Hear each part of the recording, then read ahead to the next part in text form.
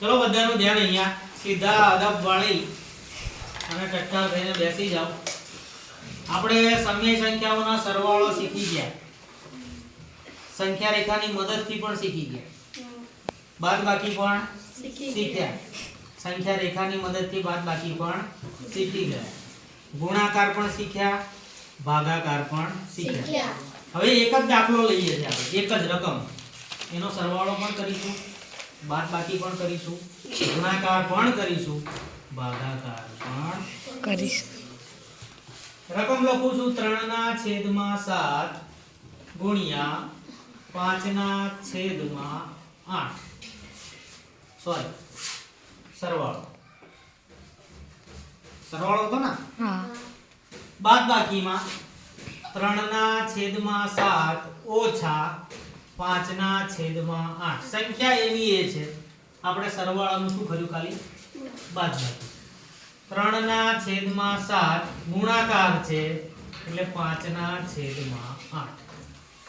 ફરી 3/7 ભાગાકાર છે એટલે ભાગાકાર 5/8. હવે શું થાય છે એ જોઈએ. તો સરવાળો કરવા માટે આપણને ખબર છે કે એનો છેદ સરખો કરવો પડે ને. એના માટે 7 અને 8 નો લસાઅ લેવો પડે ને. તો 7 નો ઘડિયો 8 સુધી બોલો. 7 × 8 = 56. તમે આ રીતે પણ લાવી શકો, સમજાય છે?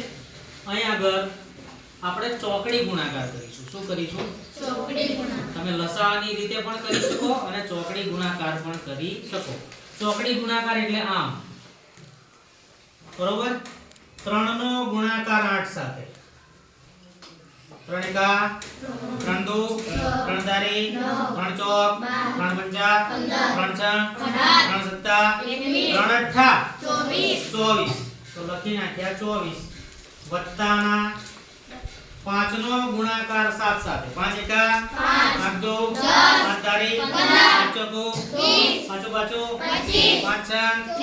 5 × 35. થઈ ગયું? 3 નો ગુણાકાર આની સાથે થઈ ગયો, 5 નો ગુણાકાર આની. હવે 7 નો ગુણાકાર 8 સાથે કરવાનો. 7 × 1 = 7 × 2 = 7 × 4 = 7 × 5 = 32, 7 × 7 = 56. હવે આનો નાનો સરવાળો 5 + 4 એટલે કે 9, 3 + 2 એટલે 3 ને 2 5 એના છેદમાં 56. આ થઈ ગયો આપણો જવાબ. બોલો, પડી ખબર? આ થઈ ગયો સરવાળો. થઈ ગયું. હવે બાદબાકીમાં જઈએ. એમાં પણ ચોકડી ગુણાકાર. 3 નો ગુણાકાર 8 સાથે એટલે 3 × 8 ઓછાના 5 નો ગુણાકાર 7 સાથે 5 + 7 નો ગુણાકાર 8 સાથે 7 × 8 થઈ ગયું. હવે આમાંથી આ બાદ કરવાના છે. જો 24 માંથી 35 બાદ કરવાના છે. 24 નાની સંખ્યા છે, 35 મોટી સંખ્યા છે. તો નાની માંથી મોટી તો બાદ થશે નહીં. તો આપણે શું કરશું? 35 માંથી 24 બાદ કરશું. શું કરશું? 35 માંથી 24. 5 માંથી 4 જાય તો 1 વધે. કેટલા વધે? 3 માંથી 2 જાય તો 1. આ 11 આયા. હવે આ 11 જે આયા એમાં આ બંનેની નિશાની જોવાની. આની નિશાની ધન છે, આની નિશાની ઋણ છે. તો આ બેમાંથી મોટું કોણ? 35 મોટા થયા ને. તો 35 ની નિશાની ઓછા છે એટલે જવાબની નિશાની આપણે કેટલી કેવી રાખીશું? ઓછા છે. છેદમાં 56/56. આ થઈ ગયો આપણો જવાબ. ચલો, પડી ગઈ ખબર? આ થઈ ગયો સરવાળો, આ થઈ ગયું બાદબાકી. હવે ગુણાકારમાં જઈએ. તો ગુણાકારમાં આપણે શું કરીએ છીએ? તમે કહેજો. ઉપરની સંખ્યાનો ગુણાકાર ઉપરની સંખ્યા સાથે, નીચેની સંખ્યાનો ગુણાકાર નીચેની સંખ્યા સાથે. એટલે આપણે 3 × 5 કરીશું. શું કરીશું? 3 × 5 આડી લીટી. 7 × 8 3 પંચા 15 અને 7 અઠ્ઠા 56. આ આવી ગયો આપણો જવાબ. બોલો પડી ખબર? હવે ભાગાકાર કરવાનો છે. તો આપણે ભાગાકાર નહીં, આપણે આ ભાગાકારના દાખલાને ગુણાકારમાં ફેરવી દઈએ. શું કરી દઈએ? ફરી ધ્યાન રાખજો કે 3/7 થઈ ગયા. ભાગાકાર છે એની જગ્યાએ શું કરીશું આપણે? 5/8. એને શું કરવાનું? 8/5. બોલો હવે ગુણાકાર કરતા આપણને આવડે ને? તો 3 ગુણ્યા 8 7 ગુણ્યા 5. 3 નો ઘડિયો 8 સુધી 3 એકા 3 દુ 6 3 તારી 9 3 ચોક 12 3 પંજા 15 3 6 18 3 7 21 3 8 24. 7 નો ઘડિયો 5 સુધી 7 એકા 7 દુ 7 તારી 7 ચોકુ 7 પંચા 35. આ થઈ ગયો આપણો જવાબ. હવે જો રકમ એની એક છે, સરવાળો બાદબાકી ગુણાકાર ભાગાકાર. બોલો સમજાય છે? ફરી એક વખત સમજી લઈએ.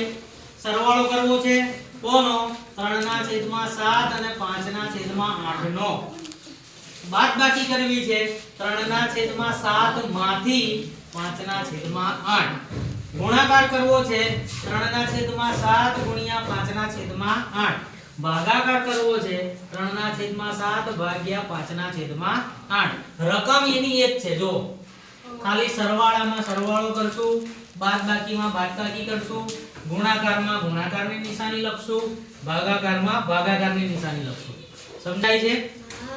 ત્યારે સરવાળો કરશું ત્યારે ચોકડી ગુણાકાર કરશું. શું કરશું? ચોકડી ગુણાકાર. 3 નો ગુણાકાર 8 સાથે એટલે 3 અઠ્ઠા 24. 5 નો ગુણાકાર 7 સાથે 5 સત્તા 35. 7 નો ગુણાકાર 8 સાથે 7 અઠ્ઠા 56. થઈ ગયું? હવે આ જે આયા એનો સરવાળો કરશો તો 59 મળશે અને છેદમાં 56/56. આ આપણો જવાબ. અહીંયા પણ આપણે ચોકડી ગુણાકાર કરશું. 3 અઠ્ઠા 24 5 સત્તા 35. ઓછાના ઓછા વચમાં અને નીચે 56. હવે 24 માંથી 35 નહીં જાય એટલે આપણે 35 માંથી 24 ને બાદ કરીશું. 11 આવશે. અને 24 અને 35 માંથી મોટા 35 છે એની નિશાની ઓછાની છે એટલા માટે 11 ની નિશાની આપણે ઓછાની રાખીશું. એટલે ઉપર ઋણ 11 આયા અને છેદમાં 56. આ થઈ ગયો આપણો જવાબ. ગુણાકાર ઉપરની સંખ્યાનો ગુણાકાર ઉપરના સંખ્યા સાથે, નીચેની સંખ્યાનો ગુણાકાર નીચેની સંખ્યા સાથે. 3 ગુણ્યા 5 એટલે 3 ગુણ્યા 5. 7 ગુણ્યા 8 તો 7 ગુણ્યા 8. 3 નો ઘડિયો 5 સુધી 3 પંચા 15. 7 નો ઘડિયો 8 સુધી 7 અઠ્ઠા 56. તો પડી ગઈ ખબર? હવે આગળ જઈએ ભાગાકારમાં. તો આપણને ભાગાકાર નથી કરવો, આપણને ગુણાકાર આવડે છે.